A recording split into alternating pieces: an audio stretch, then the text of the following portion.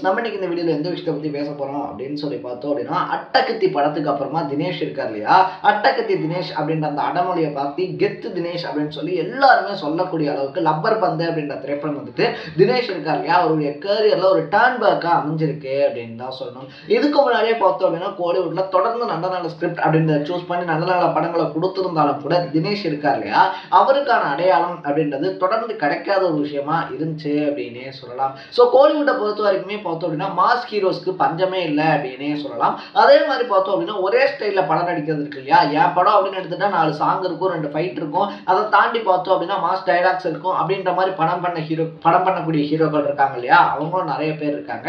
But தன்னுடைய talent என்ன அப்படின்னு சொல்லி காட்டுற மாதிரி இருக்கு இல்லையா என்னால் இந்த மாதிரிலாம் நடிக்க முடியும் அப்படின்னு சொல்லிட்டு ஒவ்வொரு படத்துக்கும் வித்தியாசமான ஸ்கிரிப்ட்ஸ் இருக்கு இல்லையா அதை சூஸ் பண்ணி தொடர்ந்து மக்களை என்டர்டைன்மெண்ட் பண்றது அப்படின்றது ஒரு சில ஹீரோஸ் தான் இருக்காங்க அப்படின்னே சொல்லலாம். அதுலேயே குறிப்பாக சொல்லணும் அப்படின்னா அந்த ஒரு சில ஹீரோஸ் இருக்காங்க இல்லையா அவங்க எல்லாருமே அண்டர் ரேட்டட் ஹீரோஸாக தான் இருப்பாங்க.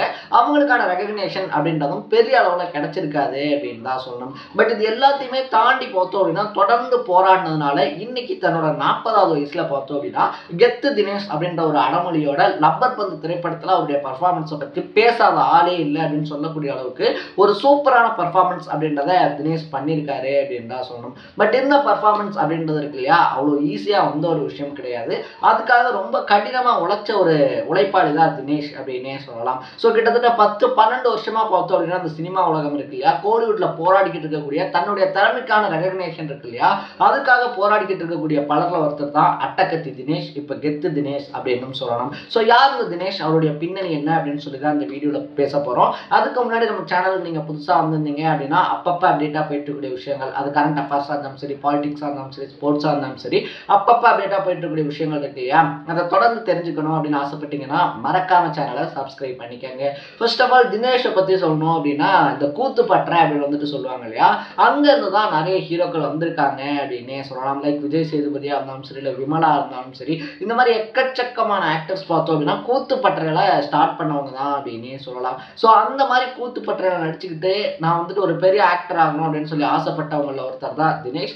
மௌனகுரு ஆடுகளம் திரைப்படம் இருக்கு இல்லையா ஆடுகள திரைப்படத்துல பார்த்தோம் அப்படின்னா தனுஷ் கிட்டே போய் நானும் அந்த பிள்ளையை லவ் பண்றவங்க வேணா பாருங்க என்கிட்ட ப்ரூஃப் எல்லாம் இருக்கு அப்படின்னு சொல்லிட்டு காது மேல அரவாங்கக்கூடிய ஒரு சின்ன கேரக்டர்ல வருவாரு. அதே மாதிரிதான் மௌனகுருலையும் ஒரு சின்ன கேரக்டர்ல வருவாரு அப்படின்னே சொல்லலாம். இப்படி சின்ன சின்ன மாதிரி கேரக்டர்ஸ் அப்படின்றத கோலிவுட்ல பண்ணிக்கிட்டு இருந்தவருக்கு ரஞ்சித் இருக்கார் இல்லையா அவருடைய அறிமுக படம் அந்த அறிமுக படத்துல எல்லாருமே அறிமுகம் அப்படின்னே சொல்லலாம். ஒரு பக்கத்துல பார்த்தோம் அப்படின்னா ரஞ்சித் ஒரு பக்கத்துல அட்டகத்தி தினேஷ் இன்னொரு பக்கத்துல பார்த்தோம் அப்படின்னா சந்தோஷ் நாராயணன் இருக்கார் இல்லையா இசையமைப்பாளர். ஸோ அவரு அப்படின்னு சொல்லிட்டு எல்லாருமே புதுமுகமா வந்துட்டு கோலிவுட்ல இது ஒரு மாதிரி புது ஸ்டைல் படமா இருக்கே அப்படின்னு சொல்லிட்டு அந்த படம் ரிலீஸ் ஆன கட்டத்துல பேச வச்ச படம் அப்படின்னு தான் சொல்லணும். அதுல நிறைய அரசியல் குறியீடுகள் இதெல்லாம் இருந்தாலும் கூட அட்டகத்தி தினேஷ் வந்துட்டு ஒரு கலகலப்பான இளைஞரா நம்மளாம் காலேஜ் டைம் வந்துட்டு எவ்வளவு கலகலப்பா இருந்திருப்போமோ அந்த மாதிரி பார்த்தோம் அப்படின்னா ஒரு ஜாலியான இளைஞரா வாழ்ந்துட்டு போயிருப்பாரு அப்படின்னே சொல்லலாம். ஸோ ரூட்டு தலை அப்படின்னு சொல்லி வரதா இருந்தாலும் சரி இல்லை அந்த ஜாலியான இளைஞர் கேரக்டரா இருந்தாலும் சரி அட்டகத்தி தினேஷ் அப்படின்றதே அவருடைய படம் இருக்கு இல்லையா அவருடைய படமே அவருக்கான அடைமொழியா மாறுச்சு அப்படின்னே சொல்லலாம்.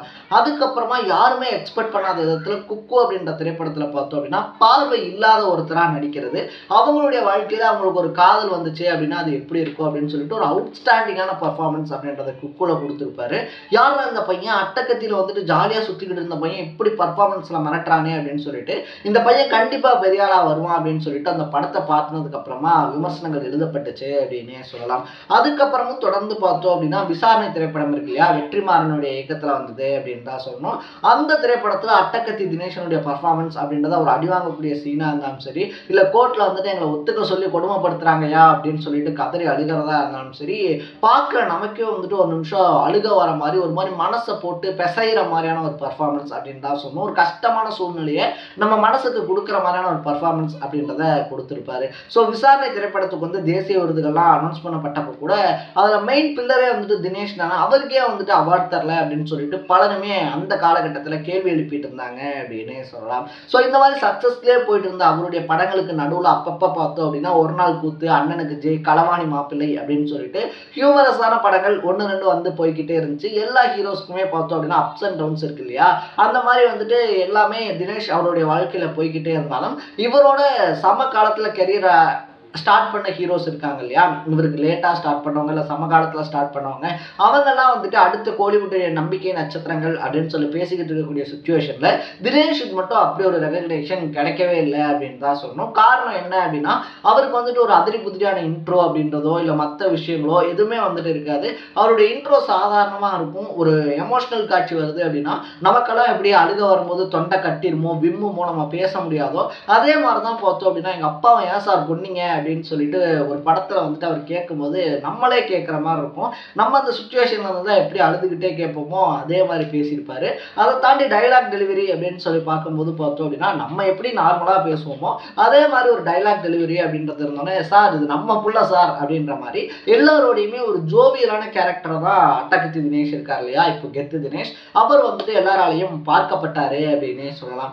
அப்படி இருந்தவருக்கு அவருடைய கிராஃப்ட் இருக்கு இல்லையா, கெரியர் கிராஃப்ட்ல மட்டும் ஒரு அப்பே இல்லாமல் போய்கிட்டு இருக்கே அப்படின்னு சொல்லி ஃபீல் பண்ணும்போது தான் 2024 வெளிவந்த 2 படங்கள் அவருக்கு ஒரு கம்பேக்காக அமைஞ்சிருக்கு, ஒரு டர்ன் பேக்காக அமைஞ்சிருக்கு அப்படின்னே சொல்லலாம். ஸோ ஜே பேபி அப்படின்ற திரைப்படத்தில் பார்த்தோம் அப்படின்னா, அண்ணனோட சேர்ந்து அம்மாவை தேடக்கூடிய ஒரு கதாபாத்திரம், அதுலேயுமே வந்துட்டு நல்ல பர்ஃபார்மன்ஸ் அப்படின்றத பண்ணியிருந்தாரு. அதையும் பார்த்தோம்னா பா ரஞ்சித் இருக்கார் இல்லையா, அவர் தான் வந்துட்டு ப்ரொடியூஸ் பண்ணியிருந்தாரு அப்படின்னே சொல்லலாம். ஸோ ஸ்டார்டிங்கில் பா ரஞ்சித்துடைய டைரக்ஷனில் நடித்தவர் இப்போ பா ரஞ்சித்தினுடைய ப்ரொடக்ஷன் இருக்கு இல்லையா, அதுக்கு கீழே படங்கள் பண்ணிக்கிட்டு இருக்காரு. இப்படி இருக்கும்போது தான் லப்பர் பந்து அப்படின்ற திரைப்படம் ரிலீஸ் ஆகுது. கெத்து அப்படின்ற கதாபாத்திரத்தில் பார்த்தோம்னா கிட்டத்தட்ட 40-45 வயசு இருக்கக்கூடிய ஒரு கேரக்டரில் நடிக்கணும். அதுவும் கைலி டிஷர்ட்லாம் போட்டுட்டு சர்வ சாதாரணமாக அந்த கேரக்டர் இருக்கு இல்லையா, அந்த கேரக்டராக நடிச்சிருக்காரு அப்படின்றத தாண்டி அந்த கேரக்டராகவே படத்தில் வாழ்ந்திருக்காரு அப்படின்னே சொல்லலாம். அதுவும் விஜயகாந்தினுடைய அந்த பாடலுக்கும் கெத்து இருக்கார் இல்லையா, அவருடைய என்ட்ரிக்கும் இருக்கக்கூடிய ரெஸ்பான்ஸ் அப்படின்றது வேற லெவலில் தான் இருக்கு. இந்த பாட்டு தான் பார்த்தோம் அப்படின்னா அடுத்து ஐபிஎல் இருக்கு இல்லையா, ஐபிஎல் வந்துட்டு தலை தோனி உள்ள வரப்போ போட்டு அவரை வெல்கம் பண்ணுவாங்க அப்படின்னு சொல்லி சொல்லக்கூடிய அளவுக்கு அந்த பாட்டும் கெத்து தினேஷனுடைய என்ட்ரி இருக்கு இல்லையா, அது ரெண்டுமே சரியான காம்போவா ஹிட் ஆயிருக்கு அப்படின்னே சொல்லலாம். ஸோ லப்பர் பந்து திரைப்படத்தை பற்றி பார்த்தோம் அப்படின்னா சின்ன சின்ன ரிவ்யூவர்ஸ்ல இருந்து வெளிநாட்டு ஃபாரின் ரிவ்யூவர்ஸ் இருக்காங்க இல்லையா, லைக் இந்தியாவை தாண்டி அவுட் சைடில் இருக்கக்கூடியவங்க, அவங்களா இருந்தாலும் சரி இல்லை தமிழ்நாட்டை தாண்டி வெளியில் இருக்கக்கூடியவங்களா இருந்தாலும் சரி, ரிவ்யூ அப்படின்னு சொல்லி பார்க்கும்போது பார்த்தோம் அப்படின்னா நல்ல ரிவ்யூஸ் அப்படின்றது வந்துகிட்டு இருக்கு. அதுலேயும் குறிப்பிட்டு சொல்லக்கூடிய விஷயமா என்ன இருக்கு அப்படின்னு சொல்லி பார்த்தோம்னா, கெத்து கதாபாத்திரத்தில் நடிச்சிருக்கக்கூடிய அட்டகத்தி தினேஷ் இருக்கார் இல்லையா, அவருடைய பர்ஃபார்மன்ஸ் அப்படின்றது நல்லா இருக்கு அப்படின்னு சொல்லலாம். இப்போ அவர் என்ன பண்ணிட்டு இருக்காரு அப்படின்னு சொல்லி பார்க்கும்போது, 2ஆம் உலகப் போரின் கடைசி குண்டு அப்படின்ற திரைப்படத்தை எடுத்த டைரக்டரோட தண்டகாரண்யம் அப்படின்ற படத்தில் பார்த்தோம் அப்படின்னா கமிட் ஆகி அதுக்கான வேலைகள் அப்படின்றது போய்கிட்டு இருக்கு. அதுலேயும் தினேஷ் பார்த்தோம் அப்படின்னா முக்கியமான முதன்மையான கதாபாத்திரத்தில் நடிக்கிறாரு அப்படின்னு சொல்லப்படுது. ஸோ இதே மாதிரி நல்ல நல்ல படங்கள் இருக்கு இல்லையா, அவர் தொடர்ந்து கொடுக்கணும் அப்படின்னா அது நம்ம கையில் தான் இருக்கு. ஏன்னா ஒவ்வொரு படமும் அவர் டிஃப்ரெண்ட்டாக கொடுக்கும்போதும் நம்ம அவரை மோட்டிவேட் பண்ணுற மாதிரி இதே மாதிரியான வகையில் அவர் அப்ரிஷியேட் பண்றோம் அப்படின்னா மட்டும்தான். அவர் மட்டும் கிடையாது, இதே மாதிரி இன்னும் நிறைய அண்டர் ரேட்டட் ஆக்டர்ஸ் இருக்காங்க, அவங்களுடைய படத்தையும் இதே மாதிரி கொண்டாடுறோம் அப்படின்ற பட்சத்தில் கண்டிப்பா அந்த நடிகர்களும் தொடர்ந்து டிஃப்ரெண்டான ஜேர்னல்ஸ், டிஃப்ரெண்டான ஸ்கிரிப்ட்ஸ் இருக்கு இல்லையா, அதை செலக்ட் பண்ணி ரொம்ப தைரியமா நடிப்பாங்க. அதன் மூலியமா கோலிவுட்டுக்கு நல்ல நிறைய திரைப்படங்கள் கிடைக்கும் அப்படின்னே சொல்லலாம்.